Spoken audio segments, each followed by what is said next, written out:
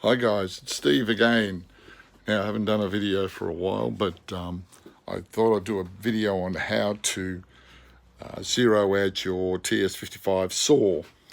Now, probably many of you guys may have the TS55 saw, and I'm just going to show you a few little tricks. Okay, now first of all, you put it on a white piece of paper. That's the first thing, so you can see what you're doing. Then you unscrew this. You can just push that up, I should say, just loosen it off, push that up, so that the saw is sitting flat on the piece of paper. Now, this is where the fun starts. What you do is you squeeze your little trigger here, which is your depth adjuster, and just push it all the way up, like so. And up here, you've got a little adjustment wheel right there. So what we're going to do is we're going to make this come down and meet that. So because of the camera's not in a real good angle, I'm going to try and do two things at once. So what I do here is I just push this, of course I don't have it plugged in, that's the first thing you do.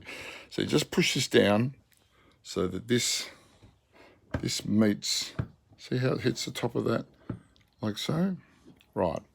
Now, if we can sort of kind of squeeze into there, which I hope I'm going to be able to do. Right, you're going to see the blade. Now see if I get a bit extra light onto it. Let's see if we can see the blade. Okay, now the blade's hitting the desk here, and I can't sort of hit the blade without scraping. So what you do is you just screw the little, if you watch closely, if you watch closely, I'm holding the pressure of that top bit down on top of the screw, and if you just watch closely, you'll see when I unscrew it that the blade will slowly start to rise, and you can see now that the blade is kind of missing. So it's just a matter of screwing that down, twisting the blade back and forth, screwing it down a little bit more by holding the pressure of the, just to sort of show you, I'm holding the pressure of this against that screw, which allows for the adjustment, and you can sort of see the teeth. Now, a little bit more. I can feel it dropping down a little bit more. A little bit more. Now, back it off a little bit. And the blade, you can see the blade is just starting to cut through that paper.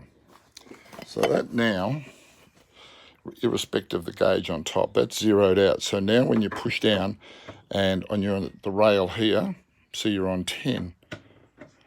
Now you'll be on 11. Now you'll be on 20, because this is usually when you have it on the rail here. So I'll bring that back there. And this is when you have it off the rail, but most of us obviously use them on the rails. So that's what they've done, is that zeroed out your blade now. So now you should get a bit more accurate with your cuts. So you just push that right the way up the top when you start doing it. Pushing this in till that lever hits the top of that blue dial here. And just while you're keeping a little bit of pressure on that, you're doing the dial at the same time. And then you find that your blade adjustments, just kiss it so the blade just kisses the paper, or just slightly, as you can see, slightly rips through the paper.